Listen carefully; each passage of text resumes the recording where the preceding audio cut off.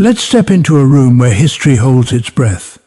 The year is 91 CE in the heart of Rome. The public cheers have faded. The wedding garlands are wilting. Now a young woman stands in a silent chamber, surrounded not by loved ones but by witnesses. What is about to happen to her is a sacred ritual, a legal requirement and a secret so potent that the empire itself would later burn every record of its existence. This isn't a story of love or celebration. This is the story of the Roman wedding night, a meticulously planned procedure designed not for the bride but for the state. My name is Mr. Shahid, and on this channel, Winds of Thought, we journey into the forgotten corners of history. Today we cross that final forbidden threshold to uncover the truth Rome tried to erase. To understand the shock of that private chamber, we must first deconstruct the beautiful public lie. Imagine the scene earlier that day. Julia Antonia, perhaps 14 or 15, is the picture of traditional devotion.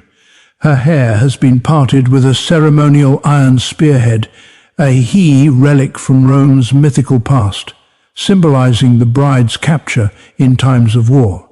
It's a haunting metaphor she likely doesn't yet grasp. Her dresses are woven into 6 tight braids bound with white wool, a style so complex it requires hours and signifies her new status. She dons the flamium, the flame-cold veil that obscures her face. This isn't for modesty, but to conceal the fear in her eyes from the evil spirits. Romans believed coveted happy moments. The procession to her new husband's home is a carnival of controlled chaos.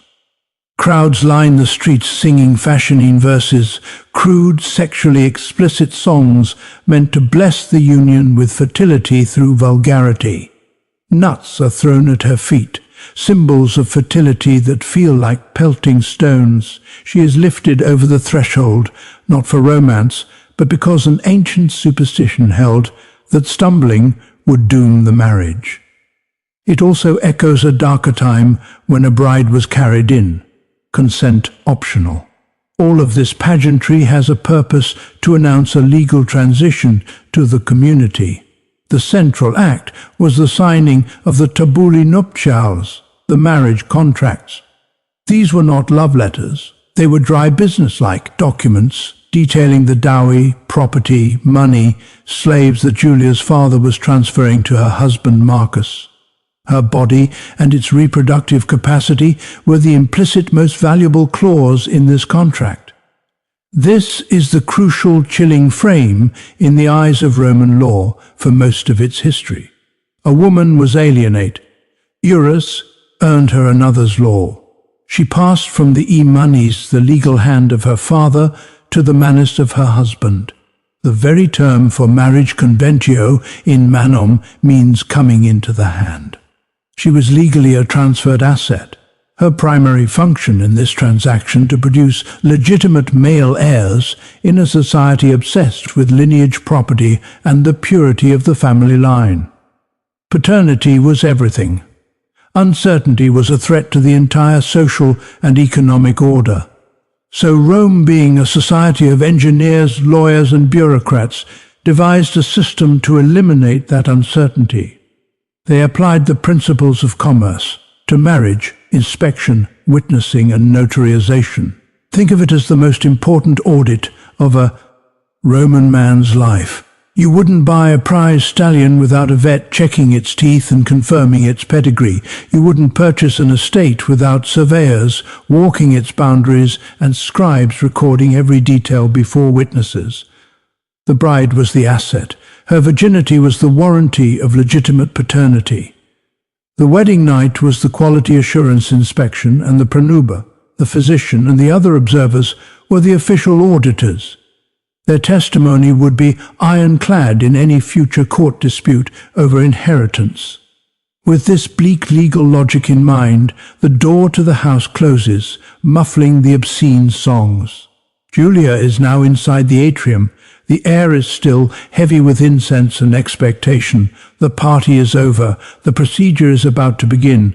The atrium is not empty. A small group awaits. There is an older man with a leather bag, a physician. There are female slaves holding basins and cloths. And there is the pronuba, a married woman who will oversee the rites. Her role is not supportive, it is judicial. She is the foreman of this ritual assembly line. Then Julia's eyes are drawn to the corner. An object nearly 4 feet tall stands draped in dark fabric. It is ominously still. The pronuba's grip on Julia's arm is firm, unyielding. Fumus greet Mutunis Tutunis, she annuns. You must seek his blessing for the fertility of your union. The cloth is pulled away. What stands revealed is a wooden effigy carved with stark anatomical precision. This is Mutunis Tutunis, a deity of fertility, thresholds, and marital penetration.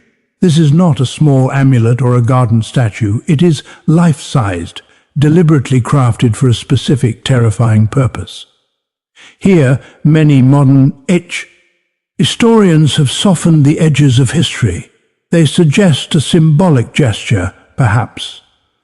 The bride sat on the statue's lap, but the primary sources that dare mention it are unequivocal and horrified, a century after this practice faded. The Christian theologian St. Augustine, in his work The City of God, wrote with dripping contempt, "Such were the Roman customs that the bride was made to sit upon the member of Mutunis." The Latin verb he uses inside her means to sit upon, to mount, to occupy. It is not a gentle word. Another early Christian writer, Arnobius, is even more graphic, calling it a disgraceful ceremony where the bride was positioned upon the god's unseemly form. Why would these Christian pamicists invent such a bizarre specific accusation? They wouldn't.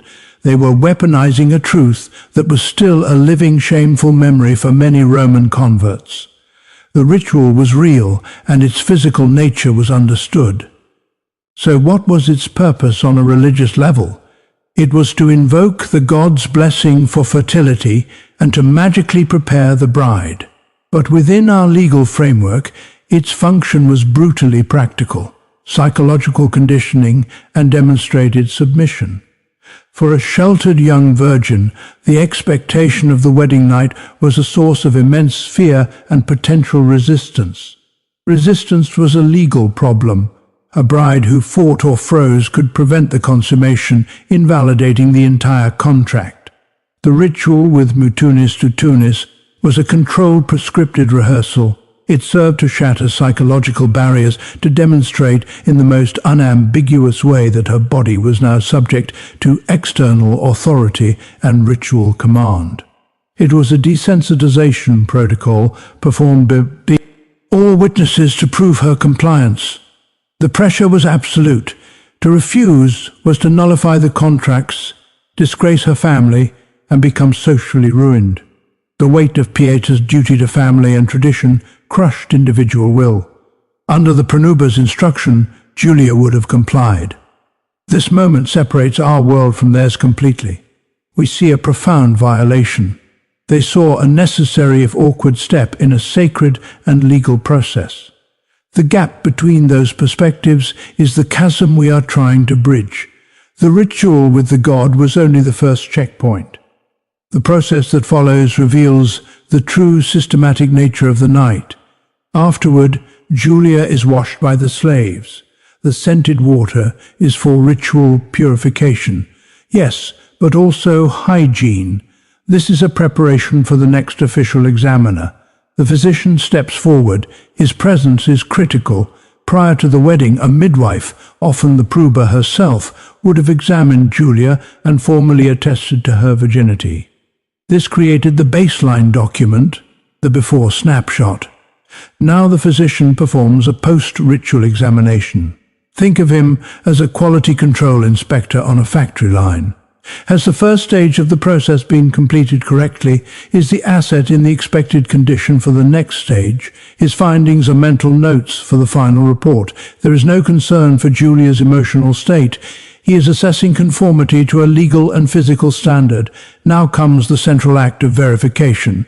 Julia is led to the cubiculum, the bedchamber, but this is no private haven. The door is deliberately left open. Oil lamps are lit to ensure clear visibility from the hallway, where the prober takes her formal posse, John as witness.